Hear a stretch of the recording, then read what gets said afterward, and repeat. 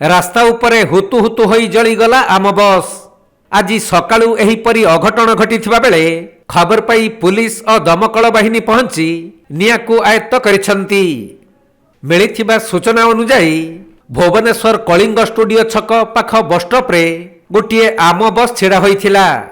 ସେତେବେଳେ ବସ୍ ଭିତରେ 5ରୁ ଅଧିକ ଯାତ୍ରୀ ରହିଥିଲେ। ଏହି ସମୟରେ ପ୍ରଥମେ ବସ୍ର ବ୍ୟାଟେରୀରୁ ଧୂଆଁ ବାହାରିଥିଲା। ଏହା ଦେଖି ଡ୍ରାଇଭର ଅଗ୍ନି ନିର୍ବାପକରେ ଲିଭାଇବା ପାଇଁ ଚେଷ୍ଟା କରିଥିଲେ ବି ନିଆଁ ଲିଭି ନଥିଲା। ପରେ ବସ୍ରେ ଥିବା ଯାତ୍ରୀମାନେ ଭୟଭୀତ ଅବସ୍ଥାରେ ବସ୍ରୁ ଓହ୍ଲାଇ ପଡ଼ିଥିଲେ। ଏହାପରେ ହୁତୁ ହୁତୁ ହୋଇ ଜଳିଥିଲା ଆମ ବସ୍। ଖବର ପାଇ ଘଟଣାସ୍ଥଳରେ ଭରତପୁର ଥାନା ପୁଲିସ ଏବଂ ଦମକଳ ବାହିନୀର କର୍ମଚାରୀମାନେ ପହଞ୍ଚି ନିଆଁକୁ ଆୟତ୍ତ କରିଥିଲେ।